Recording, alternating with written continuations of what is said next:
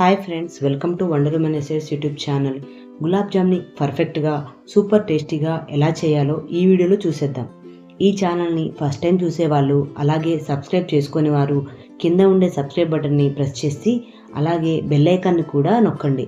నేను అప్లోడ్ చేసే ఏ వీడియో కూడా మిస్ అవ్వకుండా ఉండడానికి. గులాబ్ జామ్ చాలా స్పాంజ్గా వచ్చేటట్లు చేయాలంటే నేను చెప్పే చిన్న చిన్న టిప్స్ని పాటిస్తే సరిపోతుంది. మీరు కూడా ఇలా స్పాంజ్లా వచ్చే గులాబ్ జామ్ని రెడీ చేసుకుంటారు. మరి ఆలస్యం చేయకుండా గులాబ్ జామ్ని చేసే ఆ ప్రాసెస్ ఏంటో చూసేద్దాం. ముందుగా మార్కెట్లో దొరికే గులాబ్ జామున్ ప్యాకెట్ని తీసుకోండి. కట్ చేసి ఇలా ఒక బౌల్లోకి పిండిని తీసుకోండి. ఇప్పుడు మనం కాచి చల్లార్చిన పాలను తీసుకొని కొంచెం కొంచెంగా వేసుకుంటూ పిండిని ముద్దలా కలుపుకుందాం. కొంతమంది ఏం చేస్తారంటే వాటర్ అయినా కలుపుతారు, బట్ నేను ఇక్కడ మిల్క్ని యూజ్ చేస్తున్నాను. అవి మిల్క్ కూడా కాచి చల్లార్చుకోవాలి, లైక్ కొంచెం వేడి చేసుకొని అవి చల్లగా అయిపోయిన తర్వాత వాటిని కొంచెం కొంచెంగా వేసుకుంటూ కలుపుకుందాం. నేను వీడియోలో చూపిస్తున్నాను కదా అలా. అండ్ ఎక్కువ ఫోర్స్ అయితే పెట్టొద్దు, పిండికి సాఫ్ట్గా సున్నితంగా కలుపుకోవాలి, చాలా సాఫ్ట్గా. అండ్ ఇందులో కొంచెం నెయ్యి వేసుకున్నా లేక ఆయిల్ అయినా, నెయ్యి కానీ ఆయిల్ కానీ ఏది వేసినా టేస్ట్ అయితే బాగుంటుంది. నేనైతే నెయ్యి వేస్తున్నాను. మీకు అవైలబుల్గా నెయ్యి లేకపోతే ఆయిల్ వేసి ఆ పిండిని మాత్రం చాలా సాఫ్ట్గా లైక్ సున్నితంగా కలపండి. గట్టిగా మనం గోధుమ పిండిని కలుపుతాం కదా, అలా కాకుండా కొంచెం సాఫ్ట్గా కలపండి. పిండిని మాత్రం నేను వీడియోలో చూపిస్తున్న విధంగా అండ్ ఫోర్స్ లేకుండా మాత్రమే కలపండి.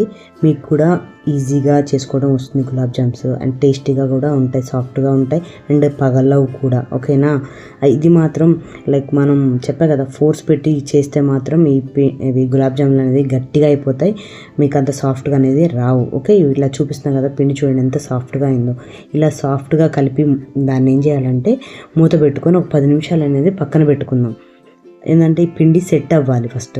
ఓకే, ఈ పిండి సెట్ అయ్యే లోపు మనం పాక అనేది ప్రిపేర్ చేసుకుందాం. ఓకే, మనం 1 కప్పు గులాబ్ జామ్ పౌడర్ తీసుకుంటే 3 కప్స్ ఆఫ్ షుగర్ని తీసుకోండి. 3 కప్స్ ఎందుకు అంటే షుగర్ ఎక్కువ తినే వాళ్ళకి 3 కప్స్ సరిపోతుంది. లేదు మేము స్వీట్ కొంచెం తక్కువ తింటామనే వాళ్ళు 2.5 తీసుకోండి. మీకు ఎగ్జాక్ట్ మెజర్మెంట్స్ అనేది నేను చెప్తున్నాను. 2.5 తీసుకుంటే ఏంటంటే షుగర్ సరిపోతుంది. బట్ మేము కొంచెం స్వీట్గా తింటాం అంటే టీ కూడా కొంచెం మంది స్వీట్గా తాగుతారు కదా, అలా తాగే వాళ్ళ కోసం అయితే 3 కప్స్ ఆఫ్ షుగర్ తీసుకోండి. ఓకేనా? అండ్ ఇందులోని 3 కప్స్ ఆఫ్ వాటర్ని యాడ్ చేసుకోండి. టైం చేసే వాళ్ళు కూడా ఇబ్బంది పడకుండా ఉండాలని ఇంత క్లియర్గా నేను చూపిస్తున్నాను. 3 కప్స్ ఆఫ్ వాటర్ని యాడ్ చేయండి. ఇంకా ఇప్పుడు గ్యాస్ ఆన్ చేసి ఈ బౌల్ని స్టవ్ మీద పెట్టుకుందాం. పాకం అయితే తీగ పాకం రావాల్సిన అవసరం లేదు మనకి. ఇందులోనే 2 నుండి 3 యాలకులు కూడా వేసుకుందాం. మీరు యాలకుల పొడిని వేసినట్లయితే అది చివరిలో యాడ్ చేసుకోండి, స్టార్టింగ్లో వేయకండి పౌడర్లా వేసేదైతే. ఓకేనా? నేను యాలకులు ఇలా దంచి మాత్రం వేస్తున్నా కాబట్టి స్టార్టింగ్లోనే వేస్తున్నాను. ఇలా షుగర్ కరిగి మరగటం స్టార్ట్ అవుతుందండి. ఇలా మరిగాక 5 నుండి 7 నిమిషాలు మరగనివ్వండి ఇంకొంచెం సేపు.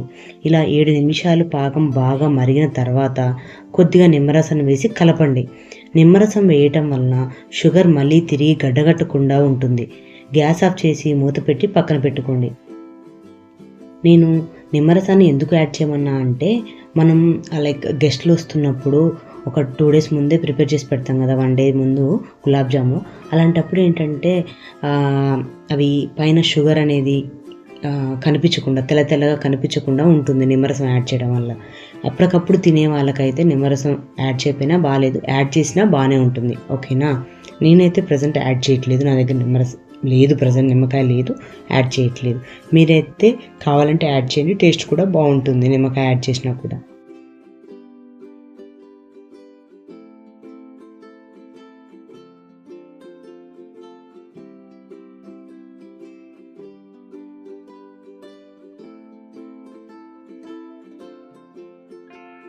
అయిపోయిన దాన్ని స్టవ్ ఆఫ్ చేసి పక్కన పెట్టేసుకోండి.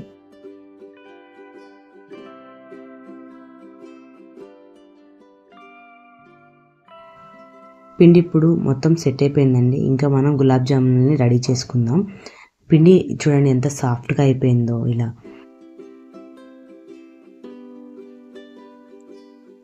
ఇప్పుడు పిండిని మనం కొంచెం కొంచెంగా తీసుకోవాలండి. కొంచెం కొంచెంగా నేను ఇప్పుడు వీడియోలో చూపిస్తాను మీకు, అది ఎలాగో.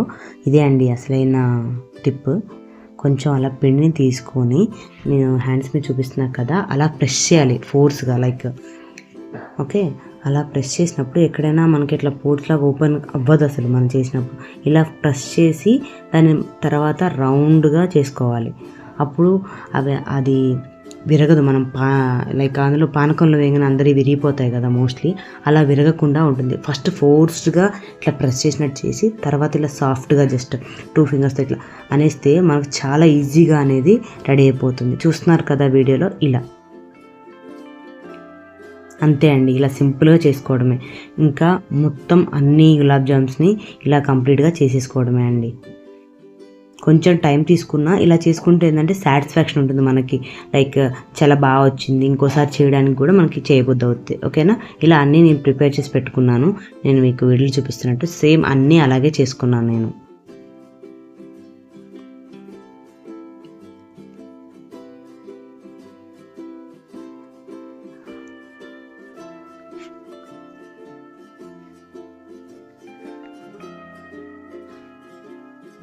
ఇంకా స్టవ్ ఆన్ చేసి ఆయిల్ పెట్టుకుందాం. ఆయిల్ పెట్టాక ఆయిల్ అనేది హీట్ అయిందా లేదా అనేది కూడా మనం చెక్ చేసుకోవాలండి. అండ్ లో టు మీడియం ఫ్లేమ్లో మాత్రమే ఉండాలి. ఓకేనా. ఎప్పుడైనా ఆయిల్ మనం ఇవి లైక్ ఫ్రై చేస్తున్నప్పుడు ఆయిల్ అనేది లో టు మీడియం ఫ్లేమ్లో మాత్రమే ఉండాలి. నేను కొంచెం బౌల్ పెద్దది తీసుకుంటున్నాను అండ్ ఆయిల్ కూడా ఎక్కువనే తీసుకుంటున్నాను. ఆయిల్ ఎక్కువ తీసుకుంటే తొందరగా అయిపోతాయి కదా చేయడం కూడా అనేసి ఆయిల్ కూడా ఎక్కువ తీసుకుంటున్నాను. ఆయిల్ హీట్ అయిందా లేదా అని మనం చెక్ చేసుకోవాలి కదా. మనం పిండి ఉంది కదా, కలిపిన పిండిని కొంచెం తీసి ఇలా ఆయిల్లో వేయండి.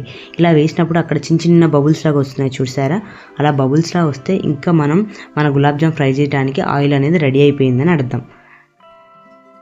చూసారా ఎంత ఈజీగా పైకి తేలి వచ్చేసిందో. అంతే అండి. ఇంకా నెమ్మదిగా 1 బై 1 మనం గులాబ్ జామ్ని ఆయిల్లో వేసుకొని ఫ్రై చేసుకోవచ్చు. చూడండి నేను వీడియోలో చూపించిన విధంగా 1 బై 1 అనేది ఆయిల్లో వేయండి. అండ్ మీ బౌల్ లైక్ దాని కంటైనర్ ఉంటుంది కదా, ఇప్పుడు గ్యాస్ మనం ఆయిల్ పెట్టింది దాన్ని బట్టి ఎన్ని ఉంటాయో ఒక 10 లేదా 5 అట్లా, చిన్నదైతే తక్కువే వేసుకొని ఫ్రై చేయండి, పెద్ద ప్రాబ్లం లేదు. ఎందుకు అంటే టైం తీసుకొని చేసుకున్నా మనకు అవి చూడటానికి చాలా బాగుండాలి, తినడానికి కూడా టేస్టీగా అనిపించాలి కదా. నా బౌల్ కొంచెం పెద్దగా ఉందని నేను కొన్ని ఎక్కువ వేసాను. చాలండి. ఇలా నెమ్మదిగా కొన్ని వేసుకుంటూ అండ్ కంటిన్యూస్గా వీటిని ఏం చేయాలి అంటే కలుపుతూనే ఉండాలి. లైక్ ఎందుకంటే అన్నీ ఈవెన్గా ఫ్రై అవ్వాలి కాబట్టి నేను వీడియోలో చూపిస్తున్న విధంగా కంటిన్యూస్గా ఇలా కలుపుతూ ఉండాలి, ఫ్రై చేయాలి. ఇవి మంచి కలర్ వస్తాయి. మీకు ఇక్కడ డిఫరెన్స్ అనేది ఈజీగా అర్థమవుతుంది చూడండి. నేను కంటిన్యూస్గా కలుపుతూనే ఉంటాను ఈ వీడియోలో, మీరు చూడండి. మనం అలా కలపడం వల్ల ఏంటంటే అన్ని సైడ్స్ కొంచెం తెల్లగా కాకుండా అలా కాకుండా ఉంటుంది. ఈజీగా ఇక్కడ అనేది మొత్తం కంప్లీట్గా అంతా రెడ్డిష్ కలర్లోకి వచ్చేస్తుంది. చూసారా చేంజ్ అవుతున్నాయి కలర్ ఇప్పుడిప్పుడే. మీకు ఆ డిఫరెన్స్ అనేది ఫైనల్గా అర్థమవుతుంది ఇక్కడ. లో టు మీడియం ఫ్లేమ్లో పెట్టుకోండి, అది మర్చిపోకండి. అండ్ ఇలా కలుపుతూ ఉండండి. ఇవి చూడండి ఎంత మంచిగా కలర్ చేంజ్ అవుతున్నాయో.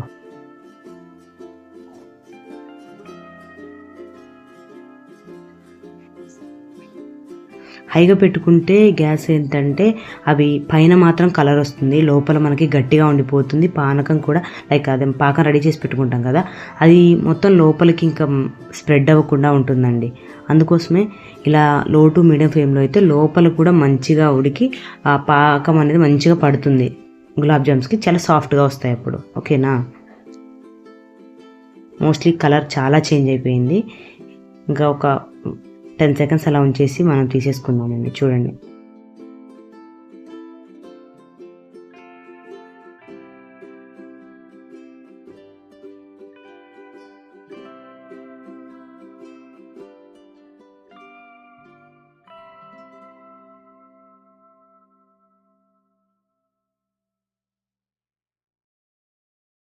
మంచి కలర్ వచ్చాయి చూసారు కదా. ఇలా వీటిని తీసుకొని ఒక ప్లేట్లో పక్కన పెట్టండి. అన్నీ అలా తీసేసుకోండి. ఇంకా కలర్ అన్నీ వచ్చేసాయి మోస్ట్లీ. అవన్నీ తీసి ప్లేట్లో ఇట్లా పెట్టేసుకోండి పక్కన.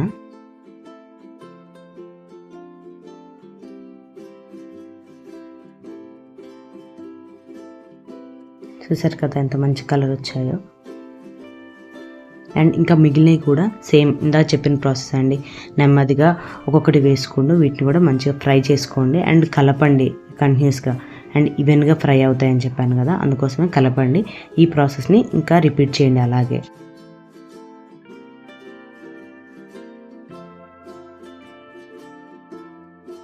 ఈలోపు ఇవి ఫ్రై అవుతున్నాయి కదా, ఇవి ఫ్రై అవుతున్నాయి.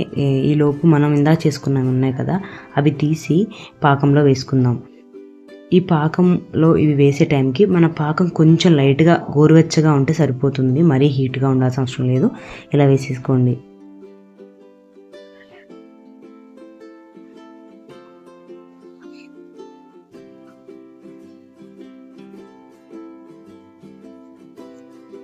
ఇంకా ఇవి మనం ఫ్రై చేసి పెట్టుకున్నవి ఉంటాయి కదా, ఇవి కూడా ఇక అన్నీ అలా చేసేసుకొని వాటిని తీసేసుకొని పాకంలో వేసేసుకోవడమే అండి. ఇంతే, ఎంత ఈజీగా చూడండి. చాలామంది గులాబ్ జామ్ అంటే మేము ఎప్పుడు చేసినా మాకు కుదరదు, లైక్ ఏదో ఒకటి లైక్ పానకంలో వేయగానే ఇట్లా విరిగిపోతుంది లైక్ అని చెప్తుంటారు కదా. ఇలా చేస్తే ఇంకా మనకి అవి బ్రేక్ అనేది ఉండదండి. నేను వీడియోలో చూపిస్తున్నాను కదా, ఇవన్నీ వేశాను. ఇప్పుడు నేను మీకు తీసి కూడా చూపిస్తాను ఎంత ఈజీగా మనకు వస్తాయో. ఒక్కటి కూడా లైక్ బ్రేక్ అవ్వలేదు. మీకు అర్థమవుతుంది అనుకుంటున్నాను వీడియోలో క్లియర్గా.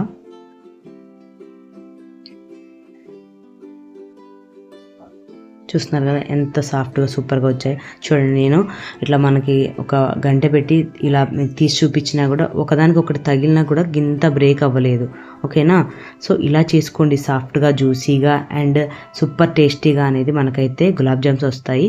నేను చెప్పిన టిప్స్ ఫాలో అవుతూ గులాబ్ జామున్ అయితే చేసుకోండి, మీరు పర్ఫెక్ట్గా చేసుకోవచ్చు. ఓకేనా? ఇలా మనం పాకంలో వేసిన దాన్ని ఒక 20 to 30 minutes అనేది పక్కన పెట్టండి. అలా పక్కన పెట్టడం వల్ల ఏంటంటే పాకం అనేది గులాబ్ జాములకి మంచిగా పడుతుంది. మనం వేసాం కదా అందులో, సో వాటికి మంచిగా పాకం అనేది పీల్చుకుంటుంది మొత్తం. చూసారా? 30 minutes తర్వాత నేను మీకు చూపిస్తున్నాను. ఇలా మొత్తం పాకం అనేది పట్టేసింది. ఇంకా అంతే అండి, ఈజీగా సర్వ్ చేసుకోవటమే. ఇలా సర్వ్ చేసి తింటే ఎంత బాగుంటుందో, జ్యూసీగా అండ్ లైక్ గట్టిగానే ఉండదు, లోపల కూడా మస్తు ఉంటుంది. మీరు కూడా ఒకసారి ట్రై చేయండి నా టిప్స్ ఫాలో అవుతూ. అండ్ ఎలా వచ్చింది ఏంటి అనేది కూడా కామెంట్స్లో చెప్పండి. స్వీట్ ఇష్టపడే వాళ్ళు కూడా కామెంట్ చేయండి మీకు ఏ స్వీట్ అంటే ఎక్కువ ఇష్టమో. ఓకేనా? Thanks for watching. నా ఛానల్ని ఇప్పటివరకు సపోర్ట్ చేసినందుకు థ్యాంక్ యూ సో మచ్. ఎవరైనా కొత్తగా చూసే వాళ్ళు ఉంటే లైక్ చేయండి, షేర్ చేయండి, సబ్స్క్రైబ్ చేయండి. ఇలాంటి మంచి వీడియోస్ కోసం మీకు పెట్టగానే రావాలి అంటే బెల్ ఐకాన్ని క్లిక్ చేయండి. Thank you for watching.